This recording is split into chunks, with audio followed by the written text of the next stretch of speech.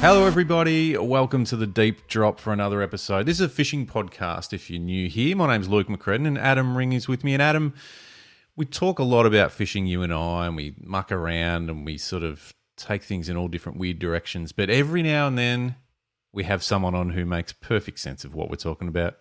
They take it to a different level, which is sensible often, and just open up their side of the story, which is what we love and what we love to do, and get you guys hearing some, some normal sort of talk about fishing. Yeah, it's we tend to get a bit carried away, so having a guest on every now and then brings us down a peg, Luke, in the best possible way. Yeah. Sometimes we dribble a little bit too much crap, but that, it's all part of the fun. It's all part of it. But no, we've got a belter of a guest for this one, Luke. Well, the beauty of it is we've got someone on who quite literally fishes for a living. I think he probably would say the majority of the week he's on the water. He spent his whole life on the Bellarine Peninsula, runs a very interesting digital platform called Salt Guide, which gives you all sorts of reports and updates, and it's way more detailed than my brief explanation just now. And obviously, he spends a fair bit of time on social media too. Aaron Habgood is his name, and boy, has he got a few things to say about fishing. Yeah, it's going to be fascinating jumping into everything Bellarine, because I know nothing about the area apart from what you've told me, Luke. So that's going to be interesting. And Salt Guide has been a digital platform in the fishing scene that's been around for quite a while. And I don't want to be rude to them because I think they do a brilliant job. But look, I wasn't sure how long it would last. These things tend to fizzle out pretty quick. But to their credit, they've taken it insanely seriously. They've done a great job at maintaining relevant information, which is always the battle for any online platform or for any platform to do with fishing particularly. Yeah. They've done a great job, and I can't wait to speak to Red about it. Well, let's jump right in and see how that chat goes. This is The Deep Drop with Aaron Habgood.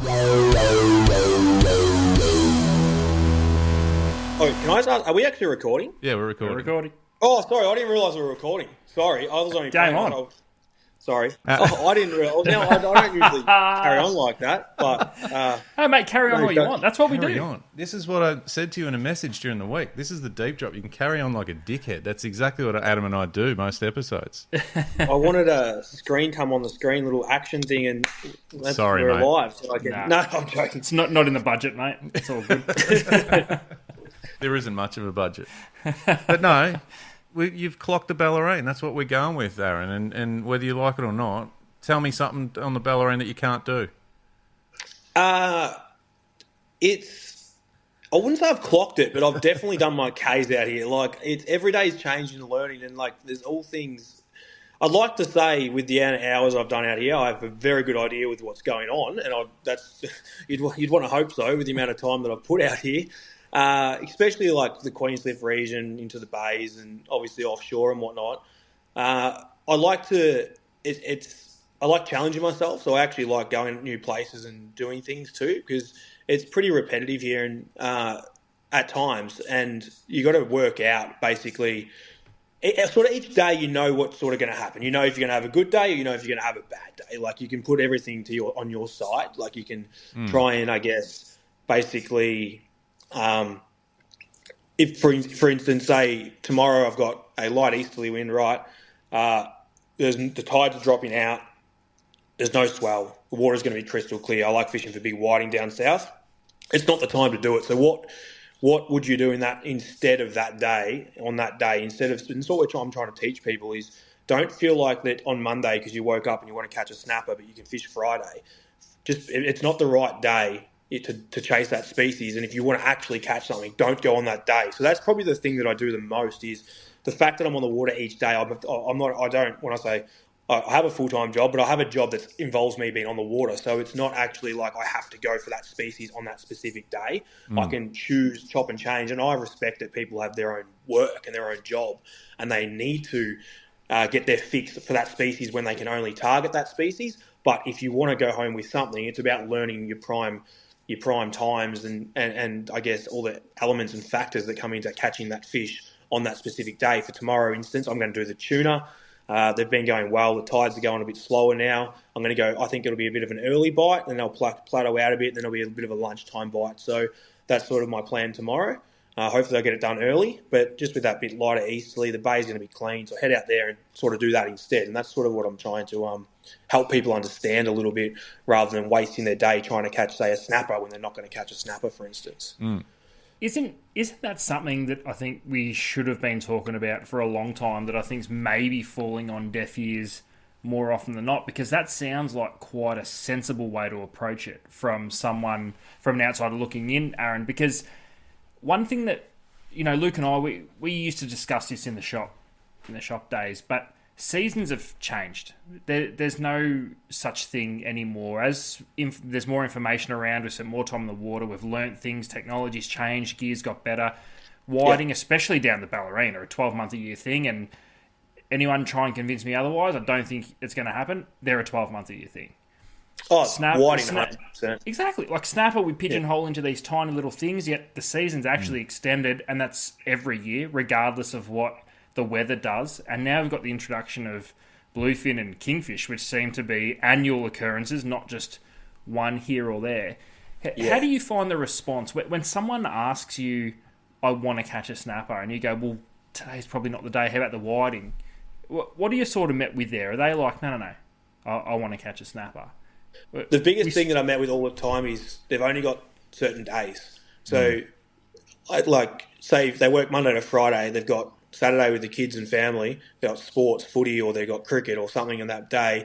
Then they've only got the Sunday, and it's 5 knots from the north. It's a beautiful, calm day up at sort of Carrams. You got northeasterly, and it's beautiful, calm, and they're going to head out first light, and they're going to head out, and they're going to chase these snapper on that day. And quite often, it's going to be beautiful, calm up there in the northeast, but quite often you'll find with your north winds, obviously the barometer swings the other way, and a barometer is obviously a big factor for snapper. And for me, I won't tend to ever chase snapper on a north wind. I try and do my best to stay away from that as much as possible.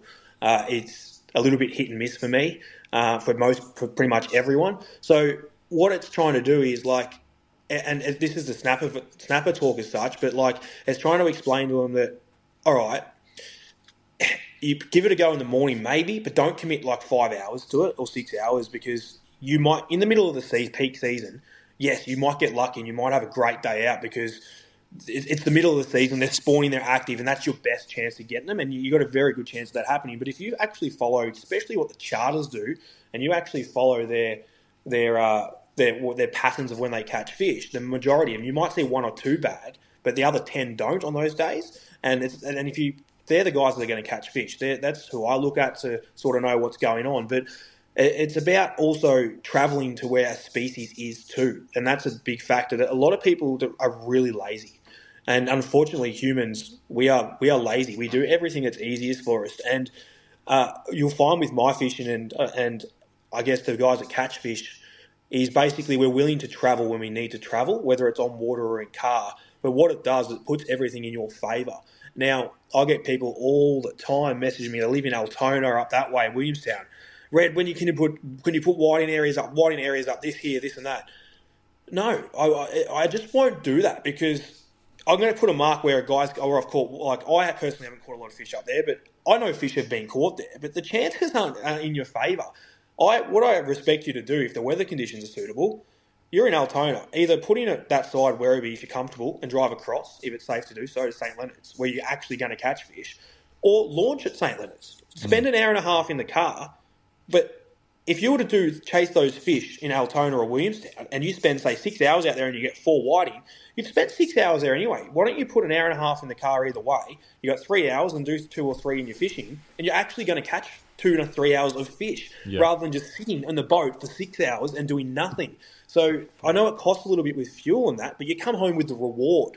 So that's sort of what I'm trying to explain to people is you don't just, it's like me. I don't have snapper where I live, okay, as such.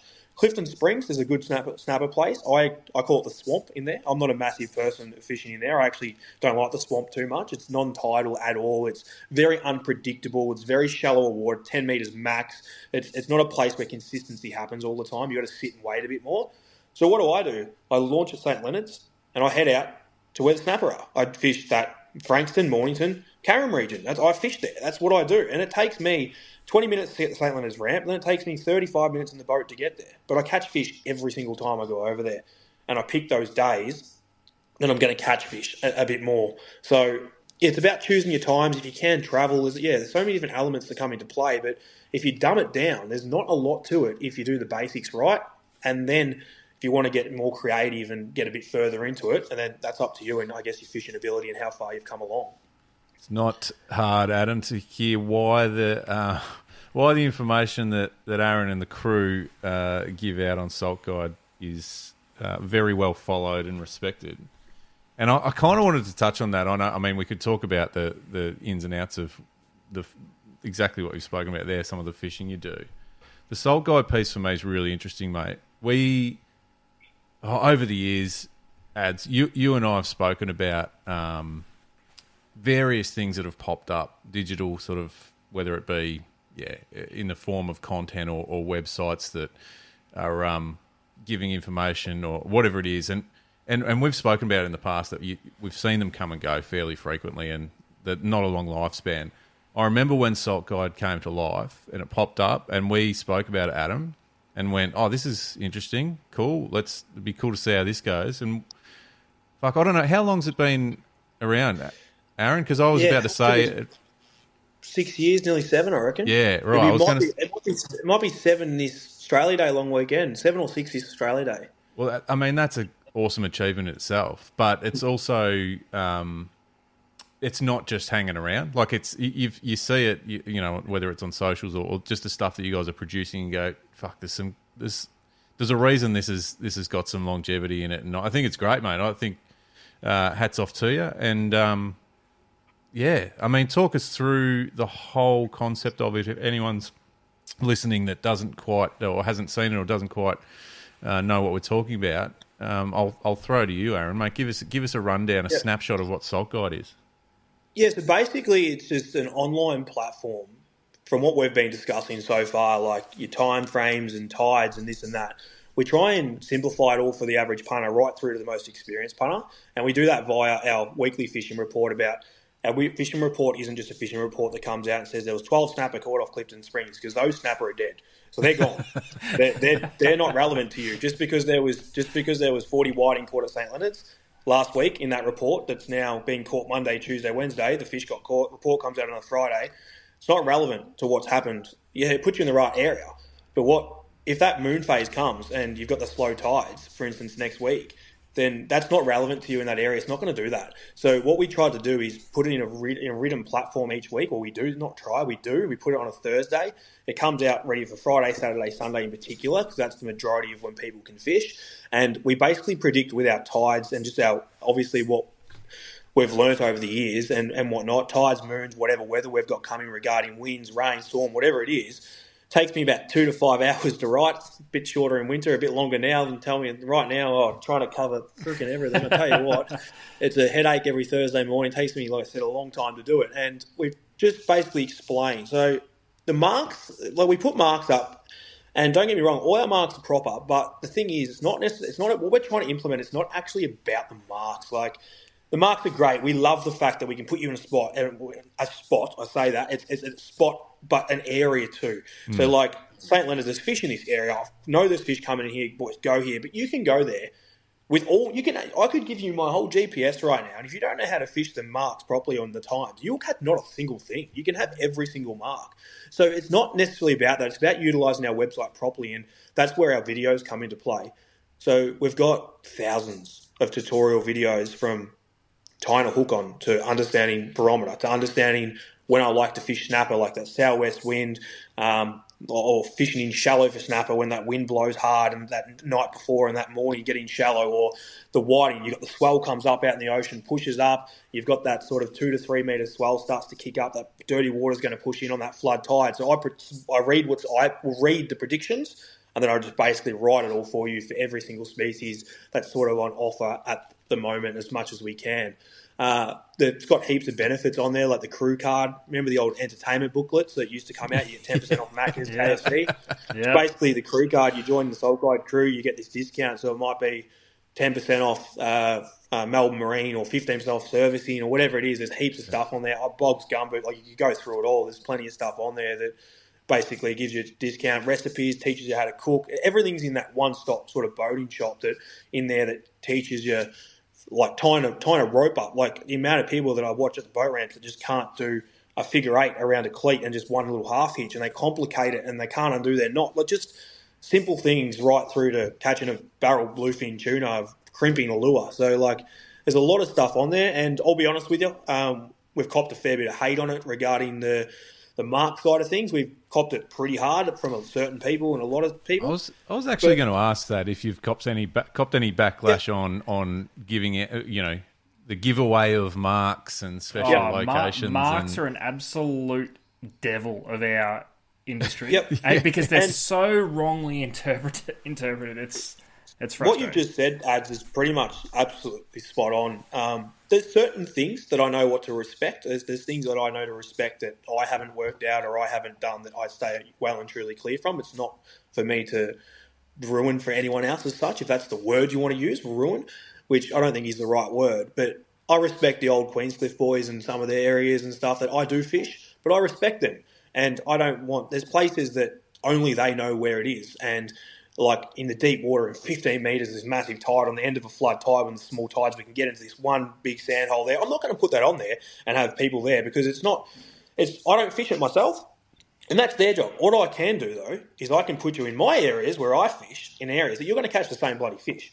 But I respect people and I respect things. But there's also what you said, Ads, about marks. Like, man, we're long gone from there. That's a 20, 30-year-old thing now. Like, or probably not 20. I'm going to go with 10 plus. And what I mean there is when Facebook started and you got Facebook Lives and whatever it is, whoever goes on social media, right, whether it's you boys, whether it's bloody Matt Hunt down at Portland, or whether it's Elmer Glashan in Sydney, or whatever it is, or I know what you're doing. I know where you are. I know what's going on. I know that you're chartering there. I know it's the whole secret was gone when Facebook come out.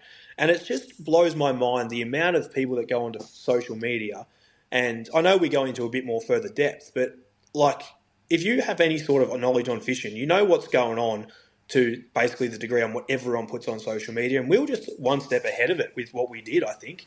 The way we planned it, the time we released, we just sort of cracked the code, I guess. And we love doing it. The main thing is, I've had it pretty tough in my life, like with all the shit I've been through with my ticket, in all honesty. And the more I help people, the better I feel. Like you just feel so rewarded. Like, I don't know if you follow the socials, like the amount of photos we get sent in from people catching fish. It just, kids out there, right? So you got to think, kids out there that just bought their first bloody Quintrex, like with their parents, they dragged their parents, they're out there off St. Leonard's in the deep, and I put a mark out there, and they've watched all the videos, and they've learned how to rig. They've gone and caught their bait first, and they go catch their first 15-kilo gummy shark, and they send us the picture in. Mate, like, I'm all for kids. I'd rather kids out there doing that than piss farting around doing drugs in the city or whatever they're doing. So, like, I just feel like there's much more of a reward. We have people who've wrecked fishing. Well, get over yourself, mate. Fishing's a recreational activity. It's one of the biggest in the whole country. There's going to be boats everywhere. Traffic's everywhere. If I can teach people how to fish and get them out of there, get them off iPads and get them out there doing stuff that you should be doing with their parents or whatever it is, even adults, like away from work, their mental health these days, like, is massive for people. And on the water, everyone but myself, because it's work, but everyone else out there is having the time of their life, catching fish, and you know what I mean. Like, just that's where we reward in Salt Guide, is what we're able to deliver with our weekly reports, the hours we put in, and we've managed to make a full-time job out of it, which is our reward for the effort that we've put in, and people respect it, and it's not expensive. I think that's the biggest thing. Is we've had a few other people try to do what we do, and like, people were charging $500, $600 for this. I'm like, yearly math. Like, we're affordable. It's $165. You get for a year. I think it's like maybe $20 for a month, roughly. Probably should know that. But it's basically, like the effort we get. Like, I'm out in the water 5 days a week, pretty much. Like, keeping on top of what's going on, working out. Like, the amount of effort we put in, the professionalism that's in our website, like the functionality of our website, like that costs us money. Like, every day that I put the boat in to do what I'm doing, that costs me money. Drive my ram down to the ramp, then put my boat in. Ram eats fuel, boat eats fuel. There it goes. Like, I'm assuming you've got someone running the website for you, mate, because I've just sat through 20 minutes of you trying to download a program on your computer, and it's hard to watch. We've come to the end of that. I need to update my Mac. I wish I had known that. We do. So we've got a great team like Craig, Gwayne, Blake, and Craig. Like Gwayne's very, very good at Westernport, and he's copped a lot of shit about over there. The poor bloke. Like I'm happy to say, well, I haven't copped it for a while, and I probably will. Someone will hear it and get stuck into me now. But Gwayne's going through a little bit of shit at the moment with a few people. I don't know whether it's jealousy. I don't know what it is, or it's pure hate. No, Red, it's the only thing. It's no bullshit. It's sad. It's jealousy because these people don't get to fish as much as what you guys are. They don't appreciate the hard work. That's been a thing with anyone who's done any sort of media work or any sort of work like what, and I class what you guys are doing as media work because you're doing a bloody good job of it and you're getting stuff out there.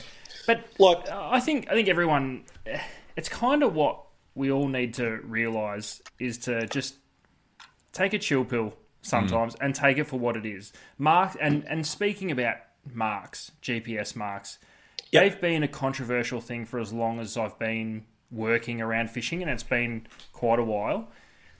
Mark's the most interesting thing ever, Red, because out of all the marks that you have in your GPS, how many of them have you caught fish on every single time you've been out? Oh, yeah, this is the biggest thing that I have, and so what I've got, right, I've got multiple different sources where I keep my map. I've got Garmin app, I've got Simrad apps, I've got Navionics. In my boat, in my Simrads, I reckon I've got, there's a few in there, but you would think there'd be thousands more in there, right? Everything's in my back. All I have is what I use. And you don't need to complicate fishing and think I've got 50,000 marks, check this out. It's not about that. Marks will fish at the right time of the year, and they'll also fish the right parts of the tides and moon phases, etc.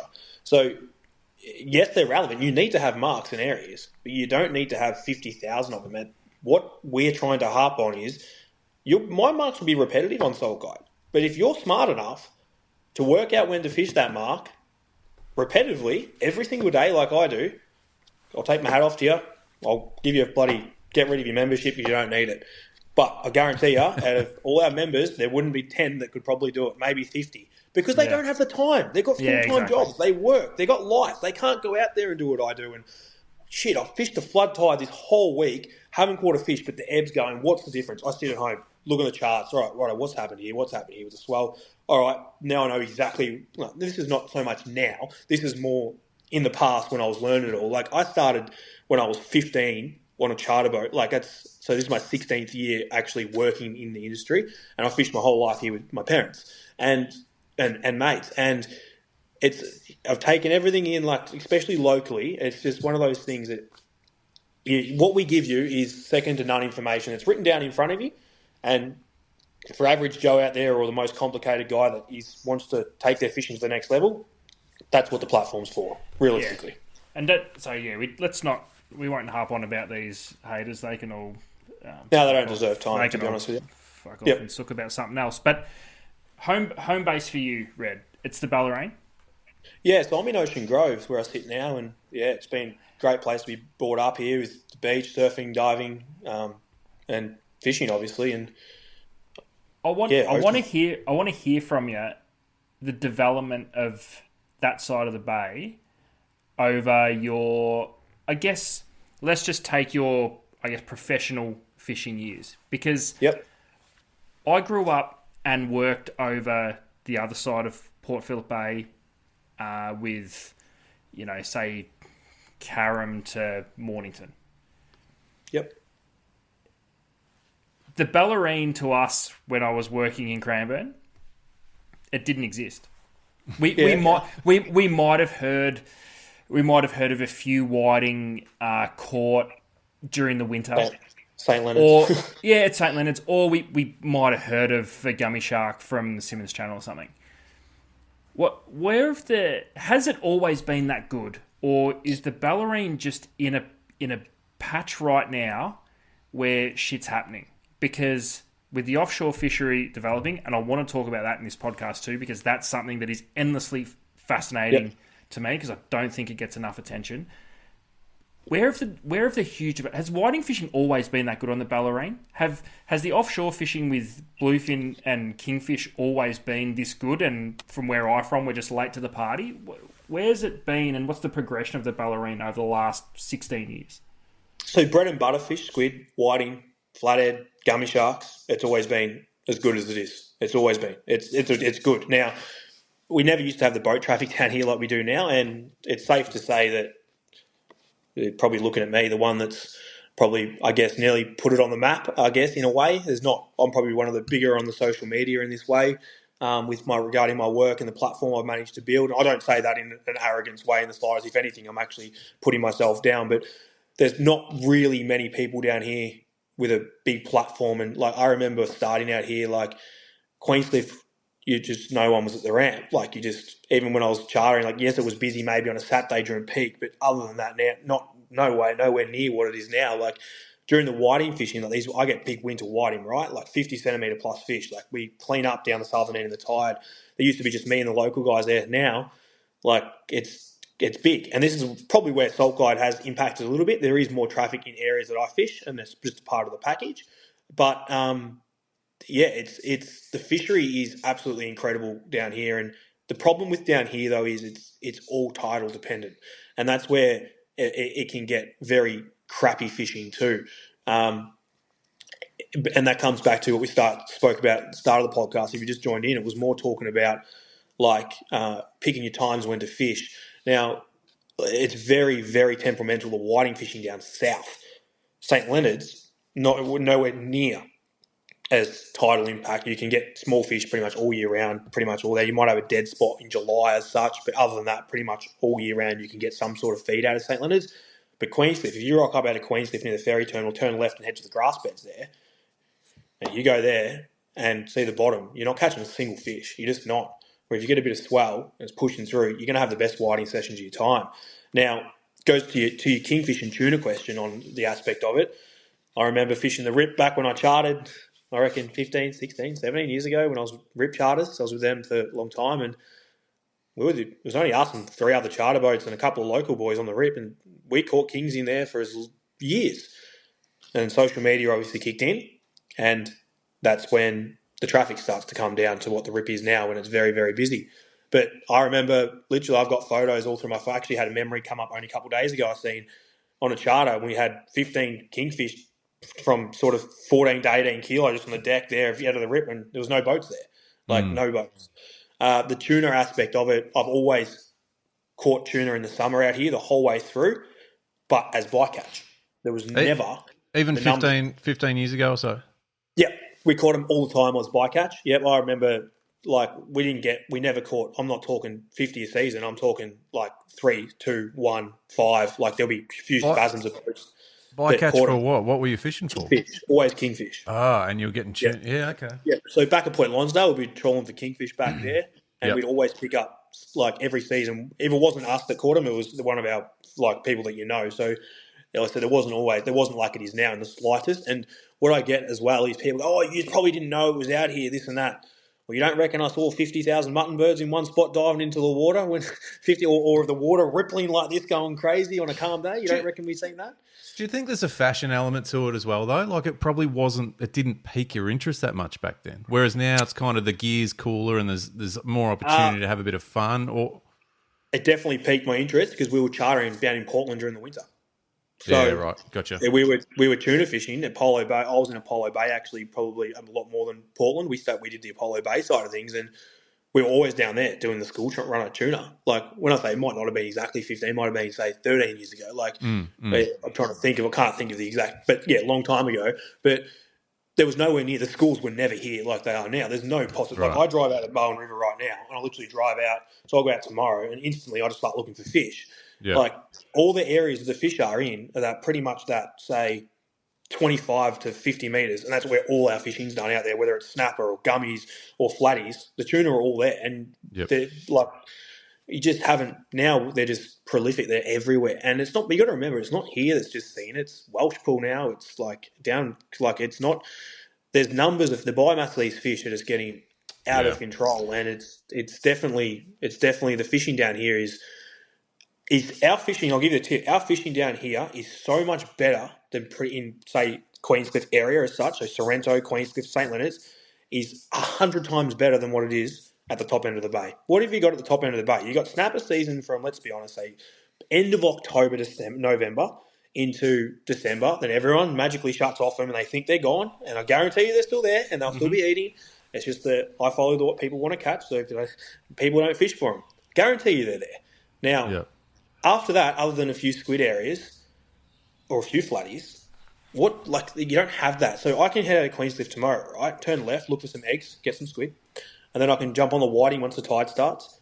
All right, we'll dip out and go get a tuna. All right, let's come back in. Like, simple as that. 5-hour day, 6-hour day. You've got your bag of squid, or you've got 20 whiting or 30 whiting, whatever you want, and then you zip out and try and get a couple of tuna. Like, you can't do that at the top end of the bay. So just, Adam, can you just make a note? What Aaron's saying is the Mornington Peninsula's shit. Not from Sorrento down. Well, when I hear it put like that, actually, it is pretty shit. Hey, there's some couple of houses for sale around the corner. Ads, get down here, mate. Because I can now officially call myself. Well, I have been able to for the last 18 months or so. Local. Aaron, I'm around the corner from you. In fact, I don't know why we didn't just get together and do this, to be honest. Especially with all the computer issues. I literally said to the missus, I don't know. I thought you were going to say come round to yours or something. I don't know why I didn't. I didn't even think of that. Anyway, whatever. We're here now. But yeah, it's. I grew up sort of coming down here, for weekends and holidays and whatever. And to your point, see, I did that, and then when I started, I suppose, working and fishing on the Mornington Peninsula. And to your point about boat ramps before, it was funny when you said that. Queenscliff boat ramp was the quiet little, even on a weekend, it was a quiet little ramp. Yeah. And when I first spent some time at Patterson River boat ramp, I just went, fuck this. This is unbelievable. Like, I couldn't believe it. I couldn't believe a facility with, what's it got, 4 ramps, 5 ramps? And you're waiting for hours. Yeah. But and nor should you. It's fucked now, though, because everything's like that. Everywhere's like that. I think the amount of boats, the amount of trailer boats that are out there now, we have outgrown our facilities. That is not knocking any facility at all. It's actually a testament to how good recreational fishing is in Victoria. It's everywhere, and the information. That's all because of people that are getting in, people into fishing. So it's like things like Soul Guide, you guys doing this podcast, right? Patty and I's podcast. It's all these people that are engaging themselves in this great thing that we have. It's fishing, and it's getting bigger. And in my opinion, it's getting a hell of a lot better. And the fishing, I'm actually doing a thing with fisheries this year, Vic Leader thing. I can't remember what it's called, but I'm doing that too. And I noticed that you and I were both the only ones that were missing from the first meetings. Well, well played, boys. And Bill Klassen, I think. I did see your name on there, so I actually didn't make it that day. But I did. Did you ring him at least tell him like I did? Yeah, of course I did, mate. What do you think I am? Bullshit. He ghosted him, Red. He put his thing on and then just turned the screen off and walked away. I didn't have the heart. I didn't have the heart to tell him that not only could I not attend the Victorian Fisheries Authority event about recreational fishing leaders, that I was going to be fishing in New South Wales at the time. Well, the worst part about it is Taylor Hunt messaged me that night and asked, I think he said, am I right for a lift or something in the morning? Because Taylor's obviously a local. And I said, what are we doing? I said, where are we going? I didn't even know. And I'm going, and then he's gone, and I'm like, mate, I have completely stuffed up here. I didn't even put it in my calendar. I literally got so much shit on tomorrow. I'm like, I'm so sorry. It's like, no, there's plenty there. But back to what we were saying with it, I'm actually so looking forward to actually changing a few things. Hopefully I can have a little bit of a say in there, and I think I've sort of earned a little bit of respect there with bag limits and captures. There's things I want to do, like barrel bluefins. I would love to pull that down to 1, one per boat. Don't get me wrong, I've been guilty of taking 2, but I don't think you need to take more than 1, and I reckon it needs to be around that 50 kilo mark. So I think anything under 50 you can get away with 2 fish per person. And then anything over, and how do you estimate that? Well, you run a measurer over it, and you get a rough estimate. And if you're accidentally 51 kilo, a bit of common sense comes in. Bloody hell, they're not going to weigh the fish, but they run a measure on it. Okay, if it's this long and you're under this, you can keep 2. If it's over that, you just keep 1. You don't need yeah, like I think that's one thing we can implement. I'd like to see the bag limit for squid go up to 15. I think is enough. They reckon the biomass of squid's incredible. So I don't see why we can't bump that up to 15. Okay. This is really interesting, Red. Now you're talking deep drop style now. Bag limits, bag limits, and size limits. Fascinating. Yep. And it doesn't matter what we say on this podcast right now. We're going to piss somebody off, and that's awesome. Oh, 100%. But it's interesting because you're the first person I've ever heard that said a bag limit needs to be increased. Yes.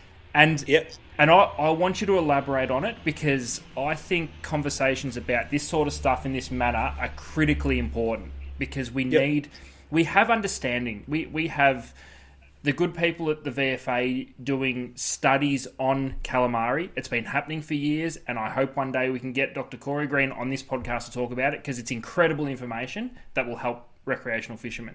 They've been doing it with snapper, they've been doing it with kingfish, they've been doing it with all these different species. I understand why it's not easy to change regulations around size and bag limit, but run me through the calamari one in particular. Yeah, so... One thing the first thing I'll just try and cover off is everyone looks at my socials, right, and they say you kill everything, right?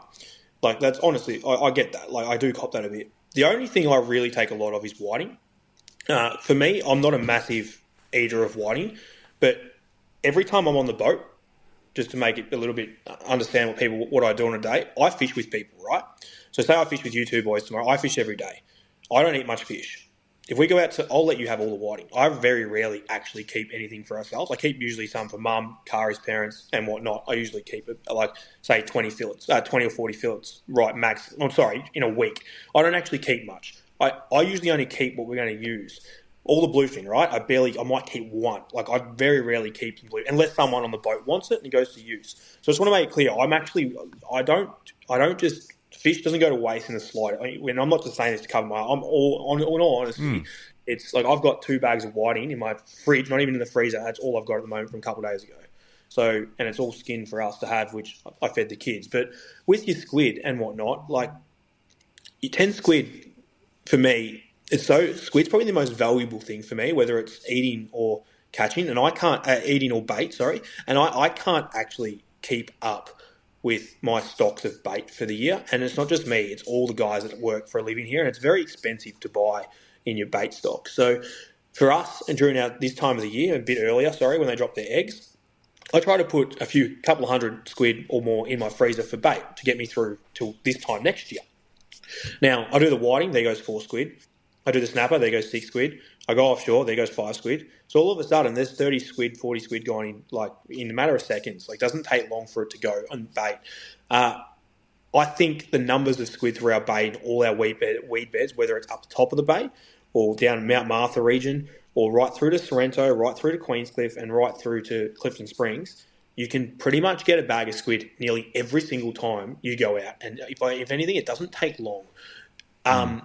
Now, I'm not in the science world or anything, and I don't know this, but I'm just going off what I see as catching them. I think you can nearly do boat limits. I think you could say 15 per person if there's 2 or 3 of you, and then you max it out at sort of 30 per boat or 40, or if there's, you got to put a limit somewhere. You can't just keep adding people to the thing. But I think you can go up to 15 per person. There's definitely enough squid there, in my opinion, for us, whether it's to eat or clean. So I'd like to put 10 in the freezer for bait as such, and say 5 to eat, as an example. And 5 squid, if you get small squid, doesn't go far with 4 of us here, and the kids crunch probably 2 tubes each. So, it doesn't go far. And then you've got the whiting. I'd love to see whiting maybe brought down to 15. I think it probably can come down to 15. Do you need 20 fillets? 20 fish, sorry. I don't know, is it sustainable enough to stay at 20? Obviously it is, but I wouldn't care if they brought it to 15. I don't think that phases me in the slightest. I think 15, 30 fillets is enough per person. And then there's things like crayfish.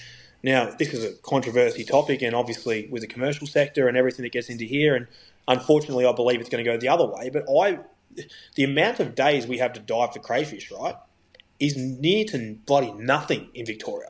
We have so limited days. What is it now? Is that down to... Is that like a weekend? You can only do it on weekends? So like the crayfish... or... So crayfish, no, it's not. So it's 2 per person at any time, and then they've got a closed season for the females for a bit longer than the males. Yeah. Just from November, like it opens November 15. Off the top of my head, I can't think exactly what the dates are, but it's like July to something. You can't take the females. So all got season, it's open, right? We've dived twice this season. That's all we've dived, and we dived a hell of a lot. And that's is that conditions? Is that because of the conditions? conditions? Just purely conditions. We don't have the conditions in our favour to dive for these crayfish, and the effort we go to dive for these crays, and we dive for Christmas, right? That's our main thing every year. Let's go get crays, and we love it. It's our favourite thing to do, but that's our priority is Christmas. Now, say 22nd comes along, Kari's mum and dad, hey, can you grab us a cray for Christmas? My mum and dad, grab us a cray. Me, I want a cray. Me, I'll knock on your door. Yeah, put me down. The amount of people and favours, but no, like all these, like I jump in the water, right? I grab 2 crays and that's done. It's cost me fuel. Yeah. I've had to fill up tanks. I've had to get my dive hooker out. I've had to do all, like the amount of effort that we go to get in for the days that we actually do to get to dive is minimal. Like it's very minimal. So whether they can push it to 3 per person to allow us to have that extra one, I don't know. That's what I'd like to see. Adam and I couldn't be further from cray divers. And I'll never become a cray diver. You won't ever. Oh, and I won't either. But I'll happily take one from you, Aaron. But this might be a really dumb and vague question, but is just purely from being there and under the water and doing it, are the numbers, are there plenty there? We were in the other day when we got, probably a week and a half, 2 weeks ago, say, and so there was 3 of us diving. We got 6 crays and 2 per person. We probably left another, from what we've seen in 3 dives, we would have left another 20 down there. So right. In Victoria, we're not allowed to put down cray pots. This was my next thing, that we're not allowed to pot here, right? No. And I have been a part of a few conversations in recent history about talking to fisheries, not really talking to fisheries, but involved in a few conversations on would potting in Victoria be something that's actually viable? Why wouldn't it be? Is always my question. Why? But by viable, Adam, do you mean would it be successful, or do you mean would it be sustainable? No, sustainable, because surely that's the only reason we're not allowed to pot at the moment. Why wouldn't be? If they were worried about numbers of craze. Yeah, I wish I had the answers, and I reckon I will get the answers when we attend our actual leadership program there. But and there's a few of the things I want to bring up, but I really don't know. Like we've got so many rules here in Vic. It just seems like we're always like you can't even have a fire on the beach. Like just things like that really annoy me. Like don't get me wrong, we all do stupid stuff when we're younger and that, but like we used to love like. We go to road and whatnot, and we sit up and fish for gummies overnight off the beach, and we have a fire. We're not doing anything wrong. We grab driftwood off the beach. We can't do anything like that either. Like so, I just wish that a few things eased up, and I think fisheries do. And I don't get me wrong, there's a few things I don't like what they do, but I think 80% of what they do is 10 out of 10. Like it's just they do a lot of really good stuff for us here in Victoria, and I think it's a lot better than other states. And there's never going to be 100% hit rate, and this is what everyone needs to understand because. That it's never going to be perfect because, unfortunately, no matter what they put in, there's a small percentage, but there's a percentage of just flat-out dickheads around that are always going to do the wrong thing. But these are important conversations. Why can't we have a fire on the beach? Tell us why not. Why can't we put in cray pots? If it's a sustainability thing, I'm all ears. Show me some 100%. Data. I'm not going to delve too far into it personally, but show me some data where I can be like, okay, well, maybe we're 10, 15 years away from pots. I don't know. But when I saw Aaron Habgood on the list of attendees to this VFA forum, I thought, this could be good, actually, that someone who's on the water literally every day and should bring some good opinions on, whether it be bag limits or whatever it is. In the 10 minutes or so you've just been talking about this shit, I can't wait for the next meeting. Mate. I think it'll be great. No, but this is interesting because there's so much there's so much of our fishery that's changed since the rules were put in place. Yeah, but the reason I say that too is it's not a knock on anyone, but I think, and I'm with you guys both. The VFA I've been a big supporter of for a long time, and I think they are absolutely leaders from a national level. Like there's no other state that does it better, and great people. But they need to rely on more guys like yourself that are doing it daily and doing it not just doing it, actually, reading it and making sense of it and understanding what's happening and bringing some factual sort of data back, so to speak, And just, I'm not a dickhead either. Like, I'm not trying to make us catch. Like, we'll be the judge of that once we finish the conversation. I'm a complete dickhead, and I can't believe they've actually put me into the conversation. But I'm a bit of a realist with, like, I think the whiting bag size limit should come up to 30. Like, 27 is too bloody small. I was catching 28 centimetre fish the other day, and I'm thinking, Jesus Christ, look at these things. Like, they are small. Yep. And you're allowed, I don't think, push it up to 30. Like put 30. Like, kingfish, push it up to 65. Like, just add a few. Like, there's so many small fish around now, kingfish, and there's medium fish and there's bigger fish, but push it to 65. Like, there's things like that I'm all for pushing up. Like, kingfish bag limit, right? Do you do that in the snapper implement? And I've got all this, don't get me wrong, I'm not even looking at my notes because my phone's here, but like kingfish. What about making them in the snapper aspect of it? So fish over 90, you're allowed 3 or 2, and then fish under 90, you're allowed 3 or 4 or 5. I don't know. Like, instead of, do you need 5 fish that are 1.10 m? Yeah. I don't think you do. Like it's not a freezer fish. Like, let's be honest. You're right. Yeah, exactly. They're not people. Everyone's eating it ceviche, or whatever you're doing with it. Don't get me wrong. A few people like freezing it as such, but do you need like a metre something kings, please, 15 kilos? You got 15, 30. Like, you've got all of a sudden you've got 15 kilos plus of meat there of just pure kingfish. Yeah. So this conversation around bag limits and size limits, it's seriously never ending. But what makes it so much harder to have the conversation, and I can't imagine what fisheries go through with it. Oh. Luke and I have discussed on here a bit when it comes to social media photos. How hard is it to sift through fact and what you're actually seeing? I mean, I think Luke, you and I both agreed that I think the days of boats with the deck full of snapper photos are probably done and dusted, and they're probably not helping us as recreational fishermen have a say in anything. But is it worth lowering a bag limit so that doesn't happen? I mean, it's such a tricky topic. It really is. I think it just needs to come down to sustainability. I think that's all. It just needs to be their science and talking to people like ourselves that are things changing. Like, just common sense, are things changing? Like, is there enough of this, in your opinion, that you fish this area a lot in this whole region? Is something changing? And I'm not saying just me, but like, why don't you speak to the charter boys too? Like, there's the charter boys. Like I'm a good example because I'm out there every day, but so are the charter boys. Like, speak to people in specific areas and say, what do you think's changed? And like, what pissed me off the other day that fisheries did, and this is one of those things, I can't remember exactly where they were, but they were doing a whiting count in the shallows up at like St Kilda Beach or something, up there in the weeds. And I'm thinking, what are you doing up there? Like, but I understand, do your research up there, but don't put that on social media because it's not relevant. There's no whiting. The whiting fishery out there is near to none, right?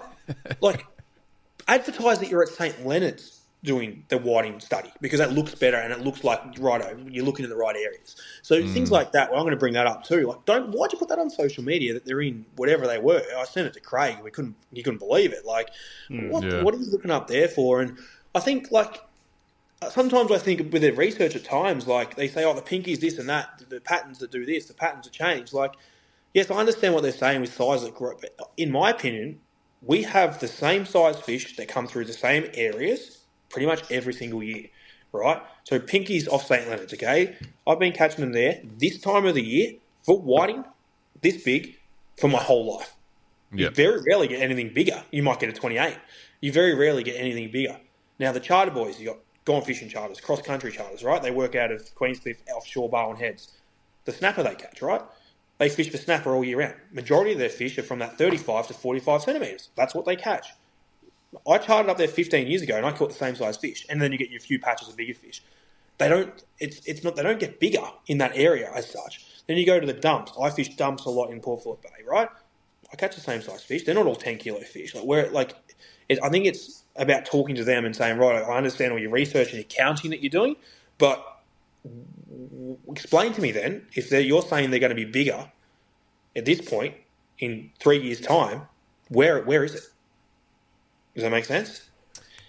Yeah, and we've spoken about this a little bit in the past as well, and ultimately, there's so many variables as well. Like, and it's hard to call to your point, make a prediction as such. Like, given that, and I think we landed on a few weeks back, Adam, the fact that the weather plays a massive part in what happens to any of the spawning sort of situations. So Huge. it is a big call to promote. Hey, we're going to have a good season or something next year. Well, what happens if we have this massive dump and the Yarra smashes out all this shit? Well, and, use this year as the example, right? This snapper season was pumped up to be like it was 8 years ago, whatever. Whatever it was. They pumped it up, right? Now, we started off cracker early. Late autumn was cracker, right? We had 23-degree weathers then. And then I'll be the first one to say, I said this is going to be an early snapper season.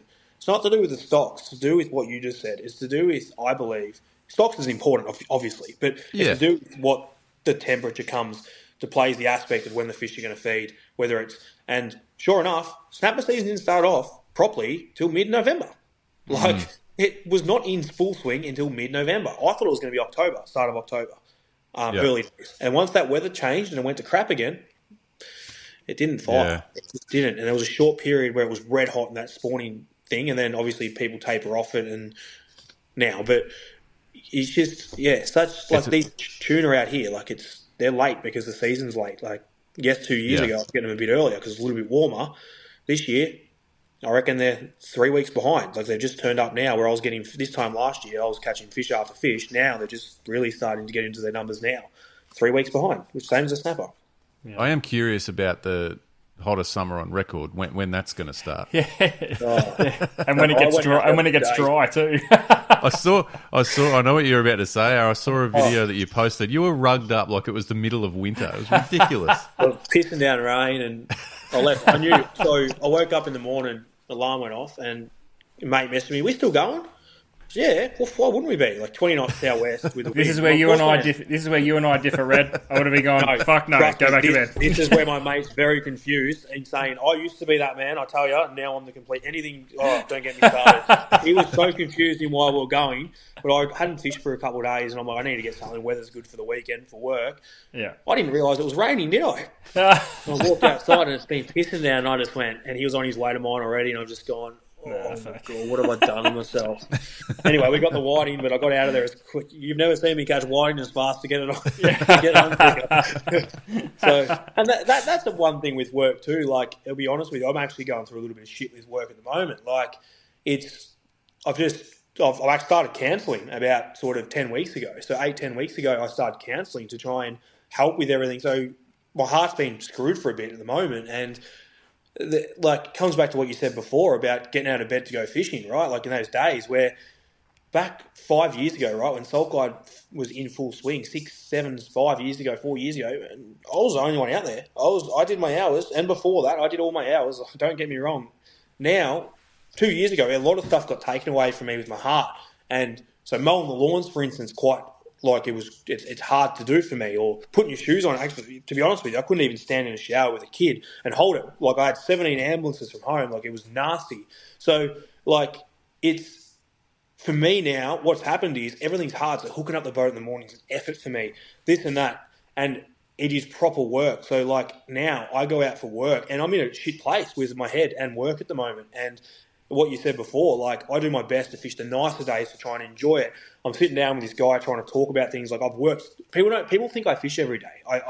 How much work I do on this computer, and then conversations with sponsorship people. I've got a new project coming out in June. I've got so much stuff happening that it's just consumed my life. But the biggest thing about it is what you were saying before is it's everyone else's recreation.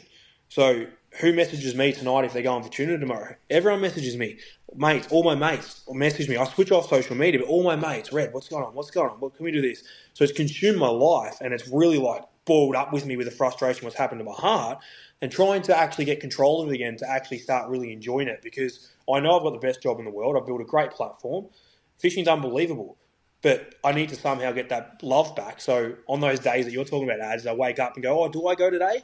Instead of going, no, there's no way I'm going because I hate it. I don't want that. So it's about getting out of that job aspect of it and getting back to the love of fishing that I deserve to have, and so does everyone else. So when you're talking about getting up early and doing the hard yards, for those that are at home, it's definitely a job, but I understand it's a very good job. It's all about your mindset and getting it all right and learning how to control your emotions as well. So yeah, it's a tough, because people go out there fishing to get that relaxation and to get that enjoyment. Where for me, if I don't catch a fish, if I don't do something productive, there's a there goes $500 or $300 money. That's right. Yeah, exactly. I hope that's a good point. It does, mate. It's a great, and thank you for sharing that. I think it's an interesting view on it that we probably take for granted, and probably maybe a lot of the Salt Guide members take for granted a little bit too. But having said that, they're getting plenty of great info. But it's not just a case of writing up a bit of a script and putting it on a website and thinking, oh, that'll do. Even though it's been done over the years. sure not with Salt Guide, but a lot of bloody crazy out there, I tell you. Oh. Done some case. Remember some of the reports we used to have to do for the shop ads? We can say it now because the shop doesn't exist. Yeah. But there was some pretty well fabricated reports, especially the middle of winter. Jesus Christ! Yeah, you're trying to get creative. Well, that's the thing. Like, you got to remember that people are paying for service, right? And what happens if I've got a 15 to 25 knot southwest Saturday, Sunday, and people think I'm going to go fishing? So what do I write? I write at the start of the thing, you're not fishing. I just write it. I'm just honest. Like, you're not doing it. You're just not. And if you are, you're an idiot. Like, why are you going out to 15, 20 knot southerly in the middle of winter? You don't have to. You've got wind against tide from that bigger part of the tide. Like, I'm not putting people out there for that. Like, I'm realistic. Like I said to you, as realistic as I can be. So, Aaron, I've got a pretty serious question now, and I know we got a bit deep there, and we appreciate that, but this one's really serious, all right? And I want you to concentrate. I want you to give us your absolute best here, mate. What do people do with jet skis? Yeah, I own a jet ski. You own a jet ski? What, did I say that? We'll edit that. We'll edit that out. Well, I don't. I actually went halvies with my brother, and I've used it once. Never used it. So, they're. I don't. Where do I go with this? You don't have to go anywhere. I'll start. They need their own boat ramp. They need their own boat ramp. The good thing about Queenscliff, right? The good thing about Queenscliff is we actually get minimal to no jet skis. St. Leonard's a bit more, and obviously the other side out of control. But I actually don't have a lot of dramas with them. But the other day, I actually had a couple of dramas with them. This girl was driving around my boat when I was fishing for whiting, and she didn't. I don't understand. We just 100 mile an hour. I filmed her actually on my phone, and it's only for you just got to remember, it's a very short period of the year. It is. So I've just got to, like I said, I'm trying. Yeah, I don't want to go. So when you see one of those sweet decked out fishing style jet skis, do you think cool, or they got dead to me? Yeah, I had one only drive past me. Literally, where I just go, he's got everything on it by boat. Yeah. Could you think of anything worse sitting backwards? I just don't. When the groin's split, you can't really stand or anything. But I understand why people do it. If they're in their budget, that's what they got to do, and that's what they got to do. And if they want to race me there, then good luck. But as in I don't. Good luck, as in I don't care. So because if they get there first, they just turn into a speed bump. You're dumb. I don't have too many dramas with him on my side. The other side's horrific. The other side's bad. Yeah, you're right though. It is a fairly small window. It's just you sort of get that first. You might be out for a fish, or you might even just. I mean, we can hear it from where we are. You just get that first initial buzz as Christmas is approaching. You're like, oh, that sounds like one. They're here. Yeah. They've moved in. The thing with them is they just if they just stayed away from you, you wouldn't care. The problem is, for some reason, it's the massive. You're sitting there and I was out in the middle of nowhere the other day by myself, and this person's just it's like they see you and they've got to come show you what they're doing. That's what it feels like. Yeah, I don't give a shit what they're doing. I don't even care what I'm doing. You know what they're like? They're like your kids when you're on the phone. Yeah. Oh, They 100. decide that's the time they have to come and talk to you or yeah, show you you- something. Yeah, couldn't 100. have- you couldn't have Yeah, said you've it any nailed better. it. Yeah, Yeah. you've nailed That's it. it. Absolutely nailed it. Oh, Mate, you don't have to delve too much into that. We'll let you go. Hey, I really appreciate you coming on the Deep Drop, mate. It's been a pleasure, and thanks for taking the time. Thanks for sharing all that stuff too. And I think, mate, we'd love to get you back on at some point as well. And yeah, anytime. I'm more than happy. Like I said, this is, for me, like I said, I get enjoyment out of trying to help people. So if I can help people catch a few fish and whatnot, and there's ways, like I said, this podcast and stuff, people listen to it, and I really enjoy helping people catch fish. It's probably, out of all my fishing, like if you fish with me and we're chasing whatever species it is, I don't really often ever wind a fish in. I just don't. I don't get that enjoyment where I take people out. neither does Adam, but that's for a different Yeah, because reason. I never fucking catch them. I need to go fishing with Red. He let me wind a few in. I really enjoy watching other people. Like I do a few guides here, and I don't do many, but I do a few guides for a bit of cash to help around the house and whatnot. And I did 3 the other week, and I had more enjoy to get there. In my head, going there, I just hate every second of it. Like the whole thought of going. Once I'm there, and I'm actually there catching fish. Oh, hey, like I'm just sitting there going, man, you're actually really enjoying this. Like, and that's where I get the most enjoyment. So yeah, I really enjoy helping people catch fish, and Soul Guide has been able to do that. And things like this and whatever it is, whether it's talking fishing and hopefully with you and I with this fishery stuff, we can. Continue to make it for the kids, and we can make a better fishery. So thanks very much for having me on the Deep Drop. Appreciate it. Awesome, mate. Great stuff. Thanks very much. We'll chat soon. You're about an hour and a half past my bedtime, so I'm heading that way now. Thanks, Fair enough. I appreciate it. Good on you. Good on you, Red. Thanks, mate.